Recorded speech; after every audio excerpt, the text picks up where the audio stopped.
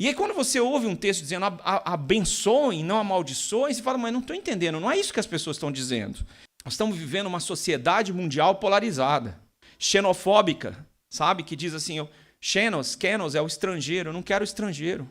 Quem é estranho, quem é diferente, fora. Então, a nossa sociedade está vivendo assim. E a nossa sociedade vive um conflito constante. E vive uma crise emocional. As crises emocionais elas estão cada vez maiores. E as crises emocionais elas desembocam em apelos os mais diversos possíveis. Hoje, os mais jovens eles não aguentam e saem do trabalho, saem do lugar onde eles estão estudando, porque não aguentam a pressão. Essa é a realidade que a gente está vendo. Então, tudo parece bênção e maldição. Contrariedade é o que a gente vive todos os dias. E aí o texto começa dizendo assim, abençoem os que vos perseguem. E você diz, eu não estou entendendo. Como que isso pode acontecer? Como é que Deus pode abençoar no meio da contrariedade? Em primeiro lugar, eu queria dizer para você uma coisa que não é uma expressão de bondade. Você é bênção de Deus. Vocês são bênção de Deus. Deus criou você para ser uma bênção. Só que a gente tem alguns equívocos em relação a entender o que isso significa. E aí eu queria te dizer uma coisa, eu não gosto de fazer isso muito. A minha pronúncia do grego é para leitura, não é para... Eu não falo grego moderno, tá?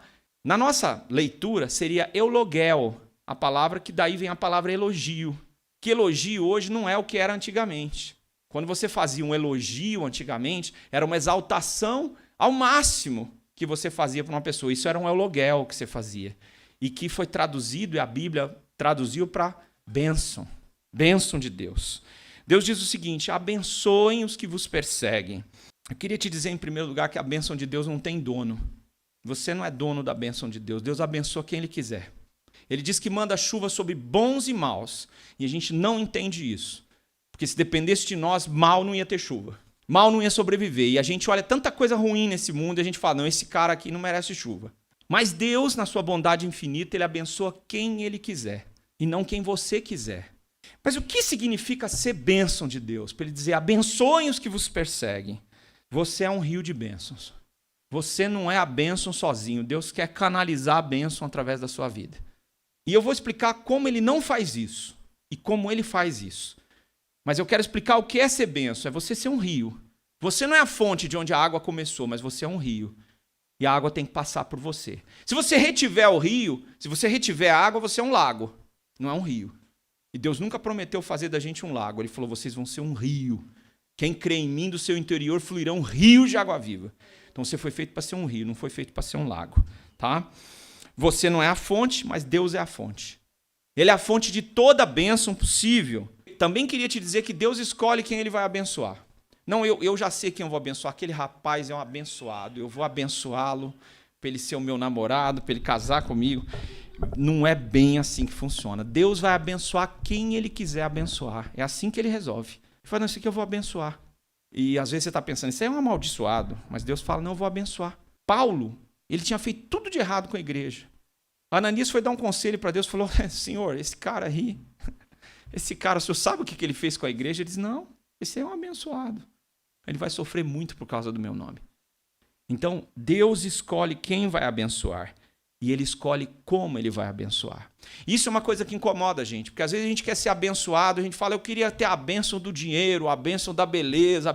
E Deus abençoa você com sabedoria, com uma palavra santa, com um olhar transformador, com sorrisos. E você diz, mas eu não sou abençoado, eu não tenho a bênção da formosura, a bênção do dinheiro, a bênção do não sei o quê, que as pessoas estão querendo comercializar, inclusive, né?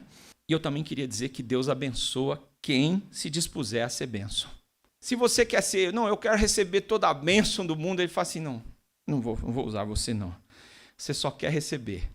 Eu quero usar pessoas para abençoar outras. E tem mais uma coisa interessante. É onde e como Ele quiser. Não, mas chegou a minha hora, agora, não, aqui está no lugar certinho. Então, não é nada disso. É como e quando Deus quiser. Não é uma decisão sua. Você não pode decidir se você vai ser bênção ou não. Isso já deveria ter sido decidido. Você é bênção.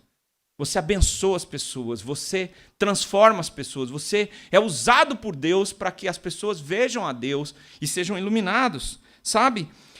Você não deveria decidir se você é bênção ou não, porque você é bênção.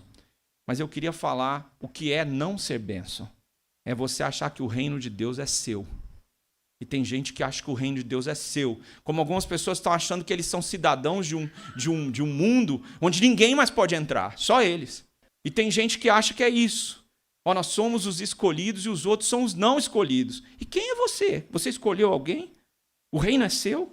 Você pode fazer isso?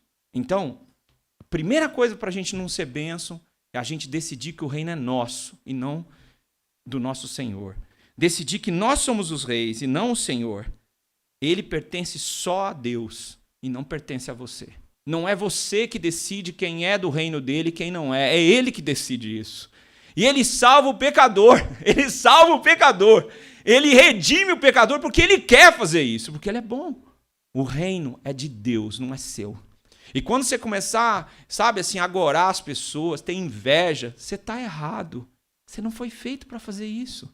Você é bênção de Deus. Você não sabe quem é seu pai. Você não sabe quem é o Senhor. Ele tem tudo. Ele é um Deus glorioso. Quando você passar a desacreditar que Deus é o único rei e achar que tem outros reis nesse mundo, você não vai conseguir ser a bênção que Deus deseja ser.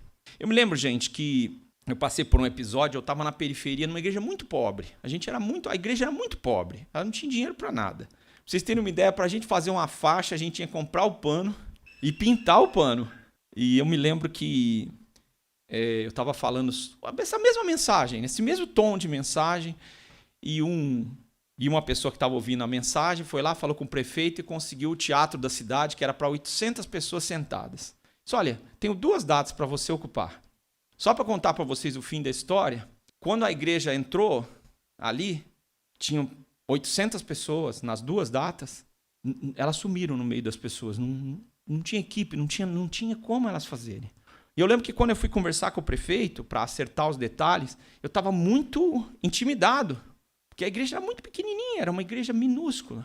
E quando eu estava no caminho para chegar na reunião com o prefeito, numa cidade de periferia, aqui,